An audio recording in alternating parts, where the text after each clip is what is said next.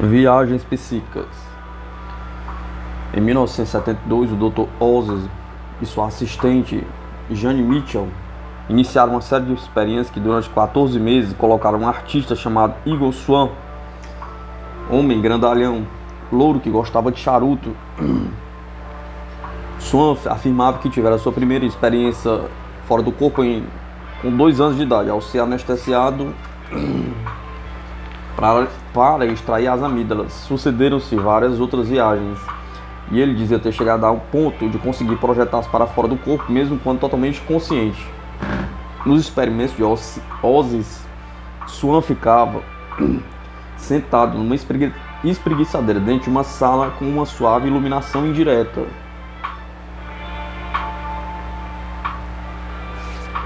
Virtualmente mobilizado por fios que o conectavam a um polígrafo que monitora suas ondas cerebrais, respiração e pressão sanguínea.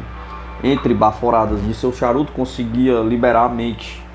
Depois pediam-lhe para descrever ou desenhar suas impressões a respeito de objetos colocados fora de sua visão, dentro de uma caixa, uma plataforma suspensa no teto. Durante uma sessão foram colocados 2 quadros na plataforma. Um deles continha um coração vermelho invertido com um porta-abridor de cartas preto de verdade colocado por cima. A outra pintura era um alvo com círculos concêntricos de 3 cores, do qual foram cortados uma fatia como se fosse um bolo. Swan reproduziu esses 2 objetos com uma precisão notável, até a fatia estava na posição correta. Seu único engano foi inverter as cores dos círculos do alvo. Em outras ocasiões, no entanto, Swan teve problemas na identificação de números, letras ou qualquer coisa que não fosse uma forma genérica. Em sua autobiografia, Um Beijo de Adeus à Terra, ele descreveu uma tentativa fracassada, mas intrigante. O experimento já ia avançando. Eu, mais uma vez, fazia um grande esforço para adivinhar o que estava dentro da caixa, mas a escuridão com a qual normalmente me confrontava não acabou se transformando na visão remota que eu esperava. Na tentativa de compreender por que tudo parecia tão escuro, flutuei para dentro da própria caixa. Supostamente eu deveria apenas dar uma espiada na abertura, e percebi que a luz empregada para iluminar os alvos não estava acesa. A porcaria da luz não está acesa sobre o alvo. Gritei, ansioso por pegar os pesquisadores em sua ineficiência, uma vez que em geral eles se deliciavam quando me apanhavam em erro. Impossível, foi a resposta. Apesar de tudo, não vacilei em minha afirmação. Quando a avaliação terminou, foi trazida uma escada comprida. Ao subir, o responsável descobriu que a luz não estava acesa. Essas tentativas mal sucedidas não eram necessariamente erros, achava Oz, mas possíveis evidências de que Swan de fato via os objetos fora de seu corpo, e que a visão extracorporal poderia ser limitada pelos mesmos fatores que interferem na visão física. Acreditava que isso era diferente do modo vago e fragmentado como se supunha que as mensagens de percepção extrasensorial eram recebidas e processadas. Oz decidiu avançar mais. Ele não só queria estabelecer a relação entre a visão na experiência fora do corpo e a visão física, como também esperava produzir alguma prova de externalização tangível para mostrar que o eu imaterial realmente deixa o corpo físico durante uma viagem astral. Na busca da evidência física, Oz iniciou uma nova série de experimentos com um instrumento de imagens ópticas especialmente desenvolvido. Um aparelho media 90 por 90 por 60 centímetros, com um visor em um dos lados. Ao olhar pelo visor, via-se uma pintura colorida colocada sobre um dos 4 lados, mas isso era na verdade uma ilusão de ótica, criada por uma série de espelhos, filtros coloridos e linhas desenhadas. De fato, a imagem do instrumento era produzida por um gerador colocado numa sala adjacente, ativada por um botão de pressão.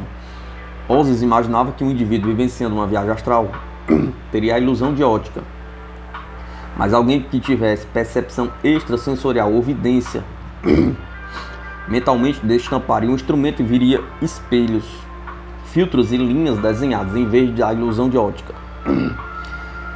Em 1978, junto à pesquisadora de fenômenos paranormais Donna McCormick, Oz iniciou uma longa série de testes com seu equipamento. O principal colaborador de Ozzy foi Alex Thanos,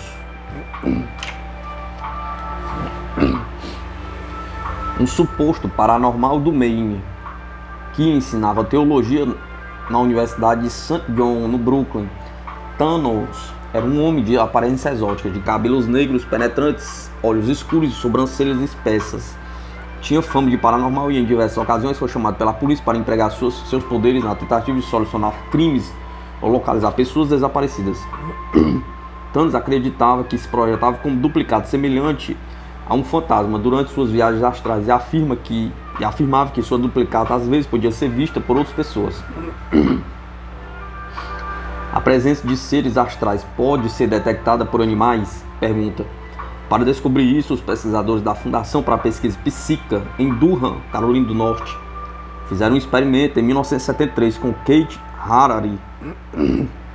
Enquanto o voluntário tentava projetar sua parte astral até a sala onde estava um gato, as atividades do gato eram examinadas de perto pelo Dr. Robert Morris, diretor de pesquisa. Consta que o animal ficou mais quieto durante as visitas de Harari.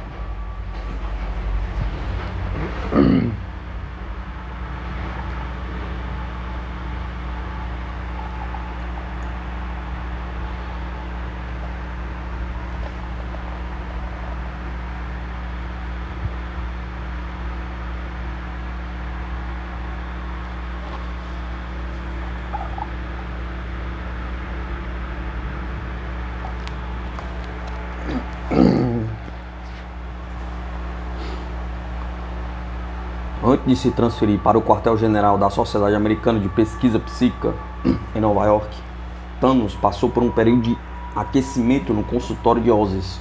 Os dois discutiram os diversos aspectos do trabalho em andamento, a fim de deixar Thanos com uma predisposição positiva. Thanos então dirigiu-se a uma sala à prova de som. Os alvos que ele devia identificar ficavam dentro do aparelho de imagens ópticas. Numa sala situada ao lado oposto do prédio, Thanos tentaria projetar-se até essa sala para ver o alvo, que só poderia ser avistado se ele se colocasse diretamente na frente do aparelho e olhasse para dentro. Para provar que a duplicata do indivíduo de fato estava na sala, os pesquisadores também colocaram sensores para medir a tensão, aferindo as vibrações ou os movimentos na frente do instrumento óptico, a fim de rastrear qualquer tipo de presença física. Se Thanos fizesse uma série de identificações corretas, aliada às leituras positivas dos sensores, haveria uma evidência em conteste para classificar os fenômenos como extracorporeais. De início, os resultados causaram desapontamento, mas Thanos permaneceu otimista e concluiu que seu eu extracorporeal era pequeno demais para ver dentro do espelho do aparelho. Quando comecei a trabalhar com a caixa óptica, não conseguia enxergar a imagem real, porque eu não tinha altura suficiente, ou seja, meu outro eu não era muito alto. A janela da parte anterior da caixa estava mais ou menos no nível dos olhos de uma pessoa do tamanho médio. Mas meu eu projetado, meu corpo astral como eu o interpreto, na verdade não tinha altura alguma. Tratava-se de uma bolinha de luz. Eu não conseguiria ver através do furo, a não ser que me espichasse ou que ficasse nas pontas dos pés, e mesmo assim não conseguiria ver direito. Ao que tudo indica, essas viagens de Thanos não previam uma flutuação imponderável, embora ele conseguisse isso em várias outras. De todo modo, Ozzy condescendeu em construir uma plataforma para elevar o corpo não físico de Thanos. De acordo com Ozzy, os resultados melhoraram de modo sensível. Em 197 tentativas realizadas durante 20 sessões, Thanos identificou corretamente o alvo 114 vezes. Além disso, os sensores de vibrações registraram níveis de atividade significativamente maiores quando Thanos acertava. Quase ao mesmo tempo que Ozzy efetuava seus experimentos com Ingo Swann, uma bateria de testes de igual interesse estava sendo realizada na Fundação para a Pesquisa Psíquica, em um centro independente de pesquisa na Carolina do Norte. O diretor de pesquisa dessa fundação, Dr. Robert Morris, conduzia alguns experimentos com um indivíduo chamado Kate Harari, um rapaz formado pela Universidade de Duke, inteligente e racional, que informava ter tido viagens astrais desde a infância. Harari Também informava que, se quisesse, poderia induzir viagens astrais. Durante a primeira etapa dos experimentos, Harari ficava num prédio, enquanto os pesquisadores espalhavam letras escritas em pedaços grandes de cartolina em outro edifício. A uns 20 metros de distância, o rapaz era conectado a diversos aparelhos de monitoração, e pedia-se para ele deitar, relaxar e deixar sua mente devagar. Harari sentia-se pouco à vontade ao ser observado durante suas supostas viagens astrais, por isso ficava dentro de uma cabine fechada, mas podia avisar os pesquisadores através de um intercomunicador se estivesse prestes a sair do corpo. Durante algum desses testes, Harari conseguiu localizar e descrever os alvos com precisão surpreendente. Em outras ocasiões, os resultados foram fracos. Um dia, porém, houve um acontecimento incomum. No desenrolar desses testes, em particular, apenas um voluntário deveria estar na sala com as cartolinas escritas para Harari tentar sua leitura, sem que o rapaz soubesse. Havia também outra pessoa na sala, embora Harari não tivesse identificado a letra-alvo. Ele relatou a presença do segundo voluntário e, o mais surpreendente, a segunda pessoa afirmou ter visto a aparição de Harari. Será que isso significa que Harari tinha mais facilidade para contatar pessoas do que pedaços de cartolina? Pergunta. Fascinados com as possibilidades, os membros da equipe da fundação elaboraram um novo experimento. De novo, Harari ficaria isolado na cabine fechada em um prédio, e lhe pediram que se projetasse até uma sala em outro edifício, onde estaria 4 membros da equipe. Harari teria que identificar as pessoas que visse nessa sala. Ele não só identificou corretamente os participantes, como também descreveu com minúcia onde cada um dos 4 estivera sentado. As tentativas subsequentes forneceram resultados menos impressionantes, mas houve vezes em que alguns participantes disseram ter sentido a presença de Harari na sala. Até Morris testemunhou que tivera essa sensação, perplexa, sem saber como interpretar esses resultados. A equipe de pesquisa tentou registrar a presença astral projetada de Harari em uma sala, monitorando as reações de animais, lembrando da crença popular segundo a qual os bichos reagem de forma estranha em casas assombradas ou quando encontram fantasmas. Os pesquisadores imaginaram ser possível que os animais também revelassem um comportamento alterado na presença de uma projeção desencarnada. Para a experiência, o animal seria colocado numa prancha de atividades, uma caixa grande aberta na qual haveria 24 quadrados numerados de 20 centímetros cada um. Os pesquisadores observariam a taxa de atividade normal do animal e registrariam a frequência de seus movimentos.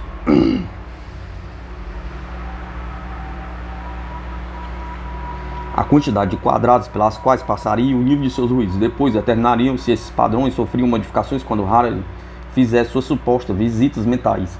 Harari foi levado para um quarto do hospital da Universidade de Duke, a cerca de 1 quilômetro do centro de testes. Um pesquisador ficou com ele, enquanto ele tentava se projetar até a sala com o animal. Outro pesquisador monitorava um gatinho colocado na prancha de atividades. Contaram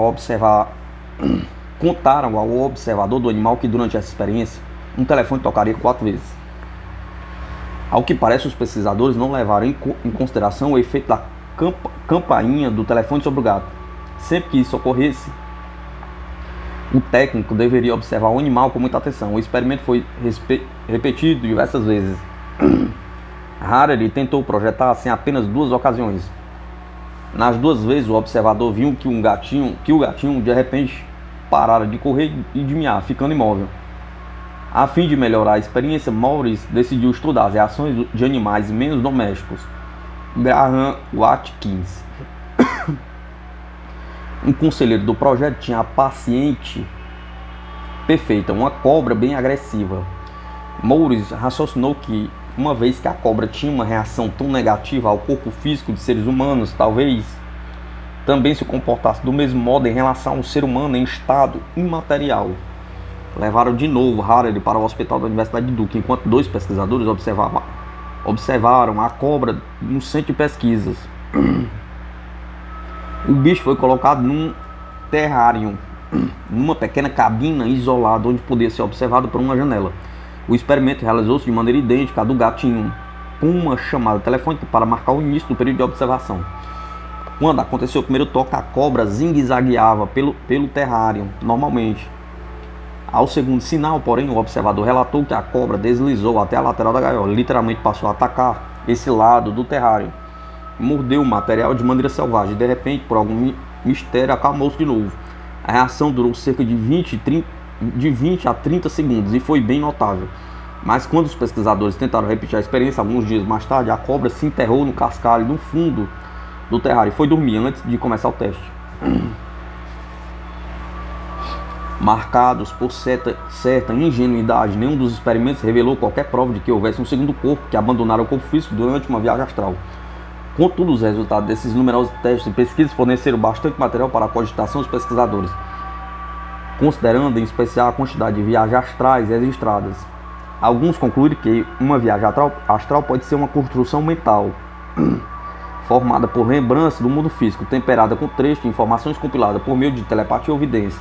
No entanto, vários psicólogos têm uma visão mais realista, afirmando que a aparente viagem astral origina-se de um estado mental denominado sonho lúcido, bem parecido com os sonhos de sabedoria de Colin, no qual a pessoa adormecida sonha, mas tem consciência de que está sonhando. Por isso o sonhador pode acreditar que está fora do corpo. De acordo com o antropólogo americano Dean Shias, que estudou as viagens astrais em 67 culturas diferentes no mundo todo, o sono é considerado a fonte mais importante de viagem astral em cerca de 80% das culturas.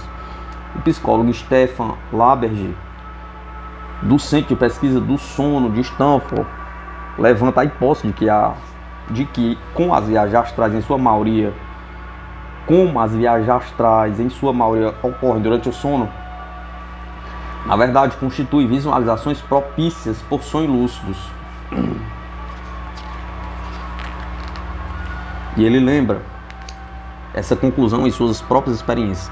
Em cerca de 1% dos meus registros de sonhos lúcidos, senti que de alguma forma estive fora do corpo. Em todas as ocasiões, quando examinei a experiência depois de acordado, observei certa deficiência da minha memória e do meu pensamento crítico durante a ocorrência. Numa dessas situações, tentei memorizar o número de série de uma nota de dólar a fim de mais tarde verificar se realmente estivera ou não fora do meu corpo. Quando despertei, não consegui me recordar do número, mas não tinha importância. Lembrei-me de que nunca morara na casa na qual pensava ter dormido durante vários anos. Certos estudiosos, porém, discordam da teoria de que uma viagem astral pode ser explicada como uma forma de sonho lúcido. A pesquisadora de paranormalidade Susan Blackmore, por exemplo, discute que os experimentos de Robert Moore, Kate Harary e Eagle Swan mostraram que, enquanto eles em geral estavam bem relaxados, os indicadores fisiológicos como batimentos cardíacos, movimentos oculares e registros eletrocefalográficos provaram que eles não estavam completamente adormecidos. Por isso, Blackmore concluiu que as viagens astrais não podem ser consideradas como um tipo de sonho. Ao contrário, ela sustenta que advém de um estado de consciência alterado, relacionado a outros estados alterados, a exemplo dos sonhos e dos estados provocados por drogas, mas tem características peculiares. Glenn Gabbard, outro pesquisador, sugere que as experiências extracorporais podem ser, de fato, o que ela chama imagens hiponêgenas, isto é, imagens que ocorrem durante aqueles instantes em que se para entre a vigília e o sono. Chegou à conclusão que a imagem hipnogênea dá a impressão de pura realidade e isso permite que seja confundido com a verdadeira experiência fora do corpo. Seja o que forem, as supostas viagens astrais quase sempre provocam um profundo impacto em quem já as vivenciou. Várias pessoas emergem delas com novos valores e crenças, em geral convencidas de que há vida após a morte e um outro mundo além dos sentidos. Uma dessas pessoas é a famosa Shirley MacLaine, atriz ganhadora do Oscar, viajante e escritora incansável. MacLaine estudou e registrou diversos fenômenos supostamente paranormais antes de vivenciar sua própria viagem astral. Ao fazer uma peregrinação espiritual nos Andes, durante o episódio, ela disse ter flutuado tão alto fora de seu corpo físico que se viu no espaço, observando a curvatura da Terra abaixo. Em outra oportunidade, relatou que sentir a presença do seu amigo Peter Sellers na sala de estar em Malibu, Califórnia, no momento que o ator morria de infarto na Inglaterra. Os livros Minhas Vidas e Dançando na Luz, onde MacLaine faz um relato autobiográfico de sua busca espiritual, foram lidos por milhões de pessoas e ela dirigiu vários seminários para quem se interessasse por viagens astrais e consciência espiritual. Ela atrai toda uma rede de crentes no mundo inteiro, reunidos em grupos que se dedicam a explorar os reinos além dos sentidos normais. identificados como participantes do movimento Nova Era. Essas pessoas acreditam que sua missão seja promover e ampliar a aceitação de uma alma independente como uma maneira de melhorar a vida da humanidade da Terra. O esforço dessas pessoas lembra as esperanças expressas na década de 1920 pelo pesquisador da paranormalidade Archibald Holmes.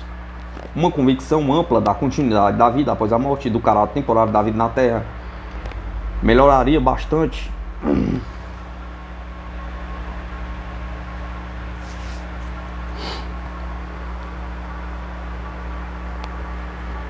as condições do planeta. A perspectiva sobre a vida seria diferente. As coisas hoje, vistas como se tivessem importância vital, não seriam encaradas dessa maneira. A ambição inescrupulosa, a paixão pela riqueza e pelo poder sobre seus pares e o desejo de projeção social perderia seus apelos em cabal benefício do indivíduo das massas. As conquistas científicas mais recentes, em particular no campo da física teórica, poderiam muito bem abrir o caminho para esses estudos. Afinal de contas, conceitos como os de buraco negro e antimatéria são, ao seu modo, tão estranhos quanto a noção de viagem astral. Enquanto isso, os partidários da Nova Era e outros voltam-se para relatos de mais formas de experiências extracorporais, a fim de alicerçar suas crenças na existência de uma alma que seja independente do corpo físico. Entre os mais instigantes relatos desse tipo de fenômeno figuram os de pessoas que supostamente quebraram os liames e se libertaram de seus corpos, viajando até os portais da própria morte e depois acabaram retornando uma vez mais para a terra dos vivos.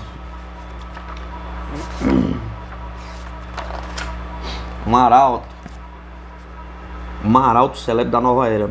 O crescimento do movimento da Nova Era encontrou uma porta-voz na figura da atriz dançarina Shirley MacLaine, quando ela anunciou ao mundo já ter vivido antes na Atlântica, ser capaz de falar com espíritos por meio de médios e acreditar que seres extraterrestres haviam visitado a Terra.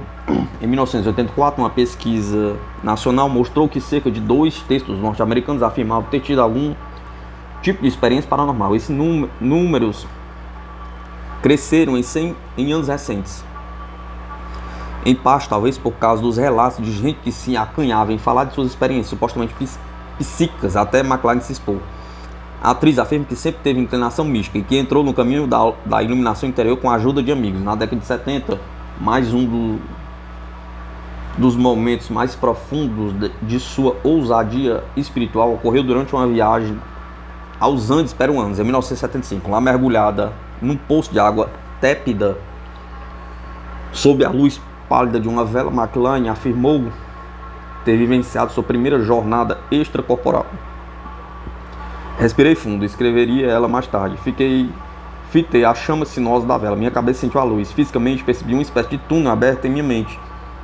E foi aumentando até se tornar uma caverna clara, aberta e tranquila. Minha mente, aos poucos, misturou a chama da vela com o espaço.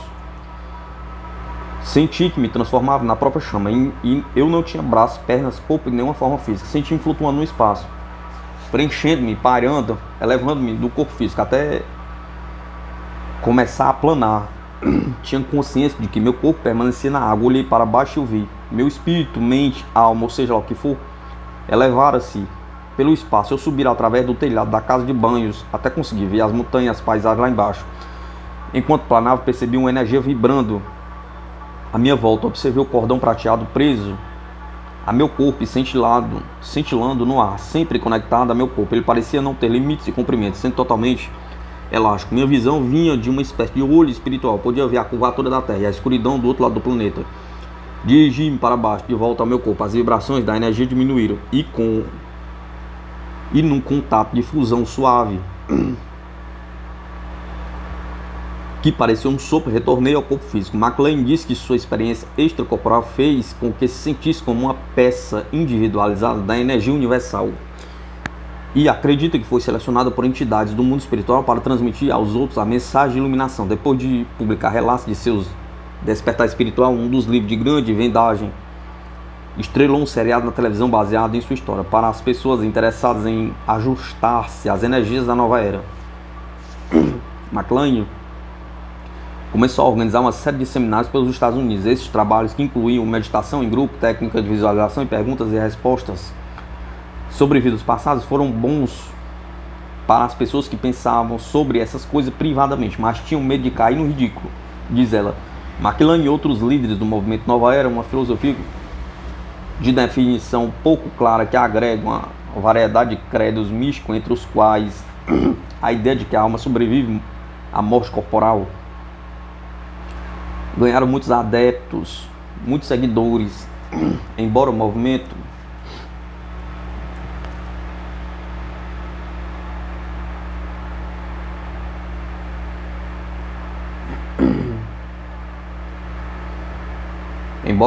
no geral seja considerado inofensivo, também ganhou muitas críticas. Por exemplo, talvez a técnica de crescimento mais rápido para a consciência da nova era seja a canalização, um método pela qual os que se autodenominam médiuns dizem agir como condutores para espíritos de outros mundos, de outros tempos. Alguns críticos definem esses supostos médiuns como farsantes que arranjaram um jeito de ganhar a vida, que se aproveitam por se aproveitarem de gente bem educada e influente.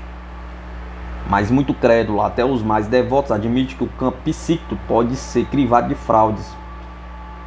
Mas seu interesse continua inabalável. Para Shirley MacLaine, abraçar as visões da nova era significa uma maneira nova de encarar a vida e a si mesma. Sei que vivi outras vidas, diz ela. Sei que existe vida antes do nascimento. Não posso provar, mas também ninguém conseguia provar a existência de micróbios, até que o microscópio ser inventado.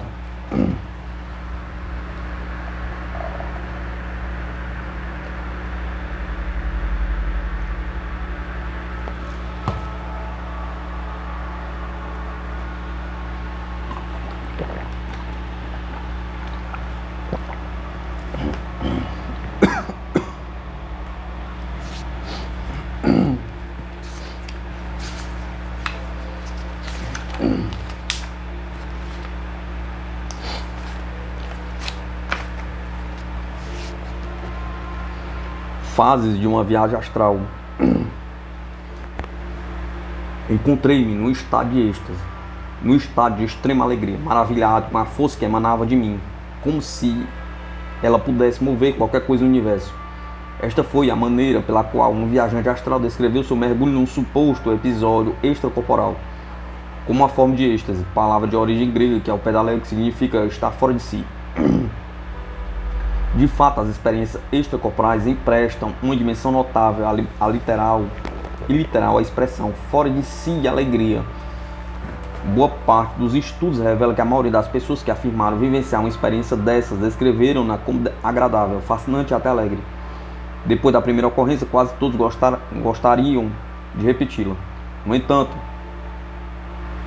quem aspira a viajar dessa forma não deveria se impressionar com eventuais relatos que descrevem as viagens astrais como coisa de pesadelo. Uma jovem, por exemplo, contou que se sentiu puxada para fora do corpo por uma força tão intensa que temeu ter seu coração arrancado do peito. Sensações de dor, opressão e terror persistiram durante toda a experiência dessa moça, o que acabou provocando um dano psicológico duradouro. Consta que, em geral, pelo menos as primeiras viagens extracorporais são assustadoras.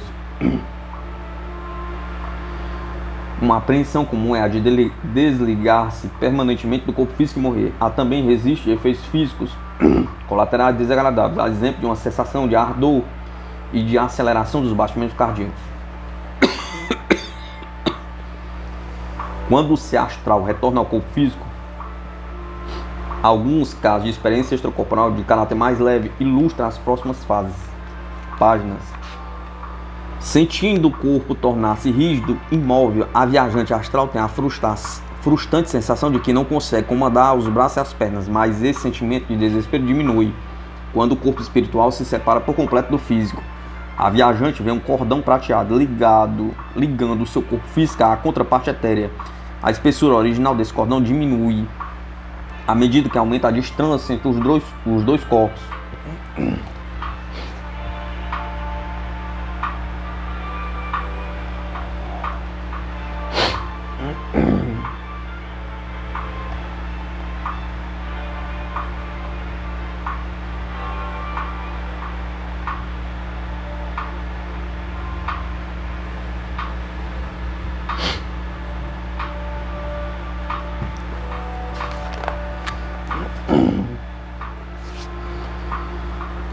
Embora o corpo astral pareça imponderável, sem substância, sem poder de percepção, não tem comparação. Sem substância, seu poder de percepção não tem comparação e talvez possua mesmo uma acuidade sobrenatural. O ser astral enxerga cores de nuance e brilho incomuns. A moça sente que sua forma desencarnada, apesar de imaterial, exibe uma estranha vitalidade que não existe no que ela pensa ser seu corpo real. Na verdade, o corpo astral é que começa a aparecer real e o físico é apenas uma casca.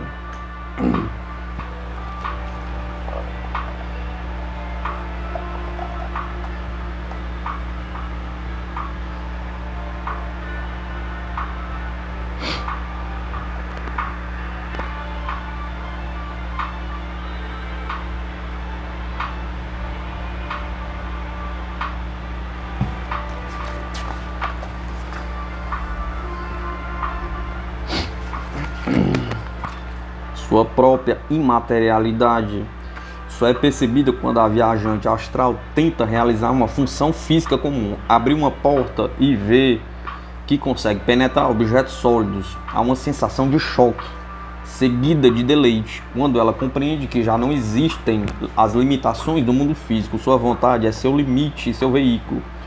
O desejo de estar em algum outro lugar transforma-se numa viagem para esse local.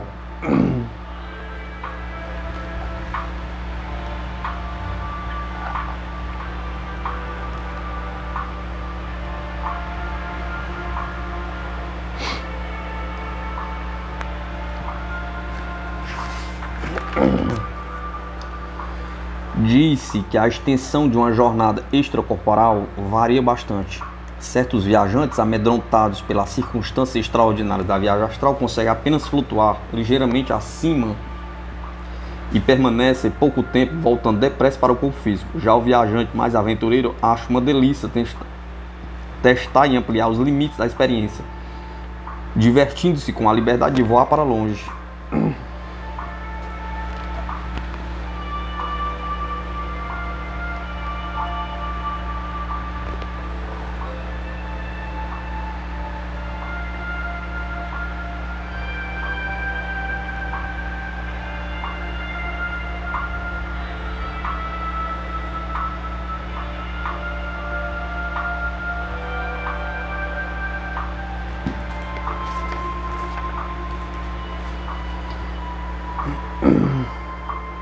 Por mais que a experiência seja agradável, o viajante acaba se sentindo ansioso ao distanciar-se demais do corpo físico, com medo de cortar o contato e perder-se num reino desconhecido. Existe a sensação de que enquanto o espírito,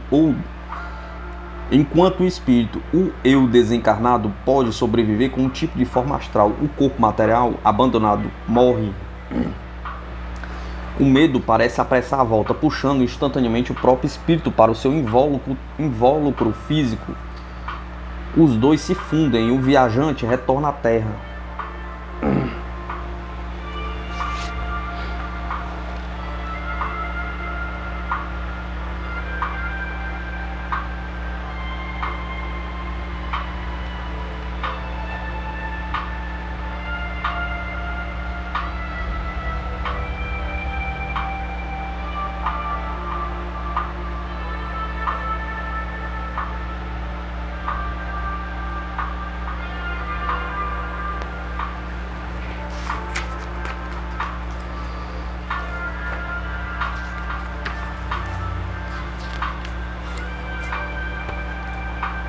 Viagens psíquicas.